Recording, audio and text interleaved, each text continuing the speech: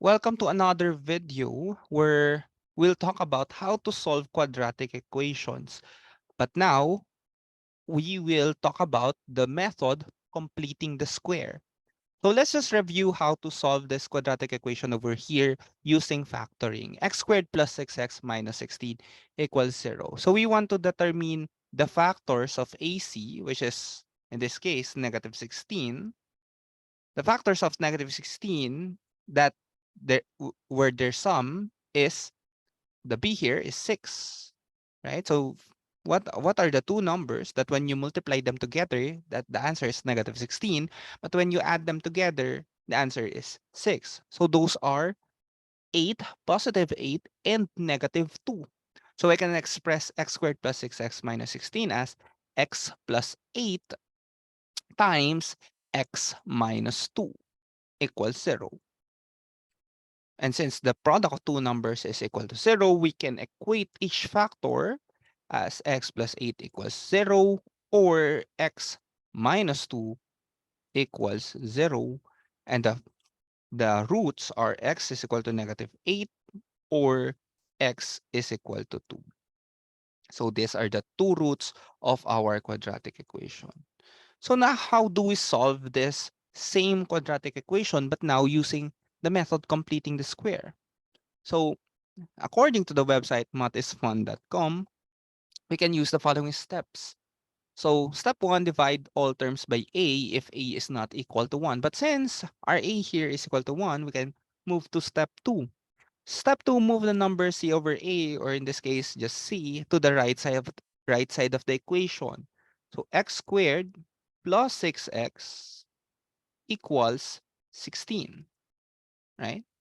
Complete the square by adding b over 2 quantity squared a b over 2a quantity squared on both sides of the equation. So what are we doing here? So if you see step number 4, we want to express the left side as a square of a binomial. But in order to do that, we need to have an expression that is a perfect square trinomial. So we need to add b over 2a quantity squared, or b over 2 in this case, since our a is just 1, b over 2 squared. So our b here is 6 divided by 2, that is 3. 3 squared is 9. So you can add so we'll just copy x squared plus 6x. And now we can add 9 here, okay, which is equal to 16.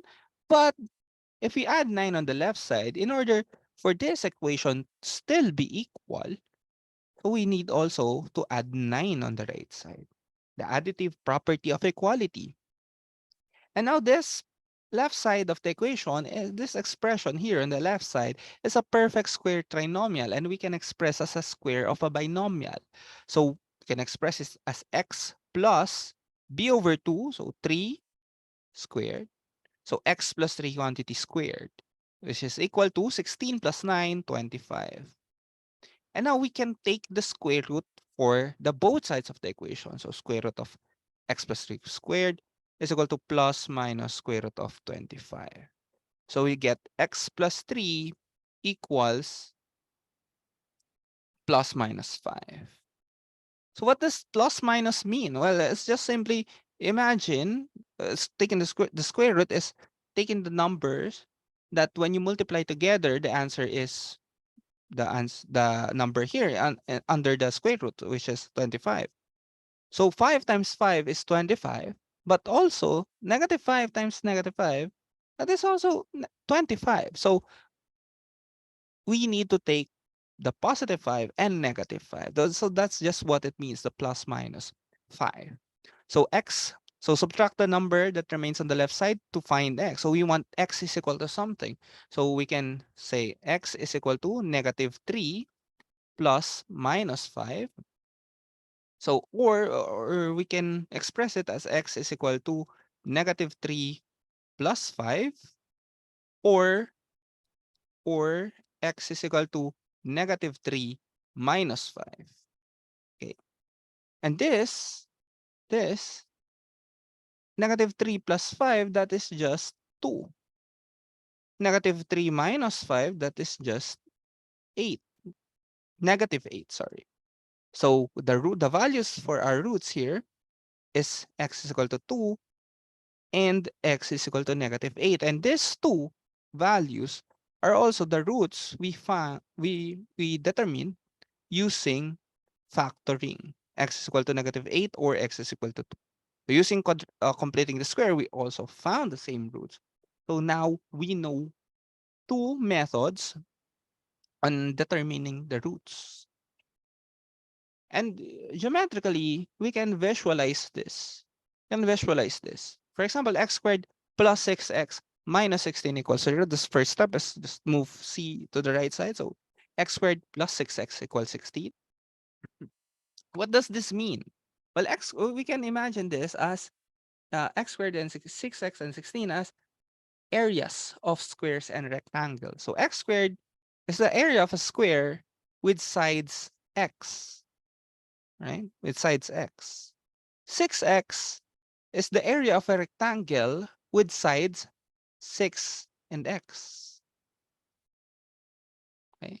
And 16 is just a square with an area 16. And this two, x squared plus 6x is equal to 16. Okay, the sum of the areas of x, the square here with area x squared plus the area of the rectangle here 6x, that should be equal to 16. So now what? Well, we can break the 6x into 2. So let's try to break it into 2. So x squared, we have the same square with sides x. Now we have 3x, two 3x squares, two rectangles with 3x with areas 3x. So their dimension must be 3 and x. 3 and x. And what do we want to do? And we can express this x squared plus 3x equals 16. What we want to do is to move this one rectangle over here to this side so we can have it here. Let's just move it. So let's just move it closer, them closer together. And we can rotate it, something like that. We can rotate them together and we can attach them, we can attach each other um, just like that. And now you can see the shape, right? You can see the shape, x squared plus 3x plus 3x. This shape looks like a square, but it's missing a piece. It's missing a something here. It's missing a piece in order to be a square. So we want to determine the area of this square. So this is this concept of completing the square. This is the what we add earlier. So what is the something, the area of this square over here that we need to add? Okay, and let's try to conceptualize. Let's try to imagine again the sides of each square and rectangle. This over here has sides x. This side over here, this rectangle over here has sides 3 and x. This rectangle over here has sides 3 and x. And now you can imagine, since these two lines over here are parallel to each other, the size is 3, and also these two lines over here are parallel to each other. This is also 3. This is a square. So the area should be 3 times 3. The area should be 9. So the area should be 9. And since we add a square here with an area of 9, we should also add something over on the right side. So we need to enlarge it by 9 units. So the new area for this right square is 25. So that's what we did earlier. So we add 9 on both sides of the equation. So why did we add 9? Because b, which is 6 over 2, is 3. We split it into 2 and we square it. So 3 squared is 9. So that's how we determine the value that we add. So we can also express this square over here as x plus 3 quantity squared, right? We can express this whole expression here as x plus 3 quantity squared. And why? Well, we can see that the dimensions of this square over here is x plus 3 and x plus 3. So the area is also x plus 3 quantity squared.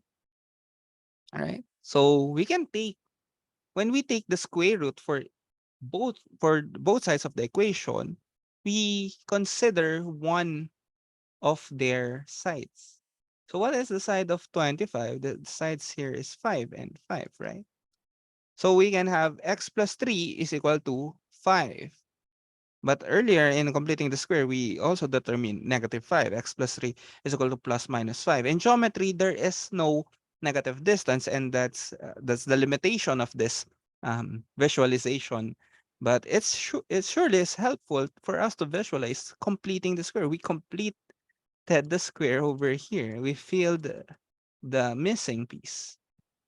But now x plus 3 is equal to plus minus 5, and the roots is x equal to 2 or x is equal to negative 8, right? So the value of x here should be 2, right? Okay, it can't be negative 8 since we don't consider negative numbers in geometry. But again, this is just for visualization. We will still consider negative 8 as a root of this quadratic equation. So if factoring and completing the square will just determine the same roots, just different methods, why can't we just use factoring always? We can just always use factoring. Well, the reason is that there are problems that are not factorable. For example, x squared minus 2x minus 5 equals 0. Let's try using factoring here. So we determine AC. AC here is negative 5 and B here is equal to negative 2. So what are the factors of negative 5 that when you add them together, the sum is negative 2?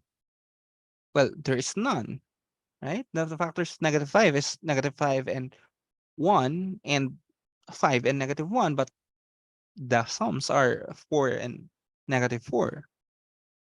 So how can we solve this? How can we determine the roots of this quadratic equation if we cannot factor? Well, again, we just used completing the square. Again, we skip step 1 since a is just equal to 1. X squared minus 2x is equal to 5. Then we add b over 2 quantity squared. Okay, we can just skip a for the meantime. Okay, so our b here is equal to negative 2, or even b over a. Yeah, b over 2a is equal to negative 1, and b over 2a quantity squared, negative 1 times negative 1 is positive 1. So we add this. So x squared, we add here. So x squared minus 2x, let's rewrite it. X squared minus 2x plus 1 equals 5 plus 1. What we add on the left side of the equation, we need to also add that on the right side of the equation. And x squared minus 2x plus 1, this is a perfect square trinomial already, and we can express it as a square of a binomial, x minus 1 squared, which is equal to 5 plus 1, 6. Then we can take the square root of the both sides of the equation. And what we are left is x minus 1 equals plus minus square root of 6. Okay. Then we can move this. X is equal to 1 plus minus square root of 6, which ultimately means that the roots of our equation is equal to x is equal to 1 plus square root of 6, the positive square root of 6, or x is equal to 1 minus square root of 6. And these are the two roots of the equation. Okay. So factoring does not work here because there are irrational roots. What do we mean by irrational? You can express it as a ratio of two integers. Okay, so we have irrational roots because square root of 6 is irrational. So factoring does not work here. And that's the beauty and that's the use of completing the square. It works every time. How about if a is not equal to 1? Let's just have an example where a is not equal to 1. If a is not equal to 1, divide all terms by a. So divide this by 3, and we can also divide this by 3, but it will just be 0. So we will get x squared plus 8 over 3 x plus 2 over 3 is equal to 0. Then we can move c over a on the right side of the equation. X squared plus 8 over 3x is equal to negative 2 over 3. I already reserve a space here, so we can add b over 2a quantity squared, so we can complete the square. So what should we add here? And we can imagine b over a is equal to 8 over 3. So we divide it by 2, b over 2a. So that is 8 over 2 times 3 is 6. Let's just simply right here 4 thirds, right? 4 thirds. Okay. And if we square this, so b over 2a quantity squared, so that is 16 times 16 over 9. So we add here 16 over 9 plus 16 over 9.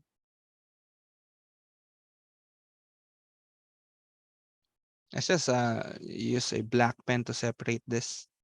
This is just scratch. It's not part of the equations over here. And now we can express this left side of the equation as a as a square of a binomial. X plus 4 over 3. So here, 4 over 3 quantity squared. And now we can add negative 2 thirds plus 16 over 9. And what we learned in addition of fractions is first we need to have similar fractions or fractions with the same denominator. So we can express this as negative 6 over 9 plus 16 over 9. Okay, and we write this x plus 4 thirds that squared is equal to 10 over 9. And we take the square root for both sides, and we will get x plus 4 over 3 is equal to plus minus square root of 10 over 3.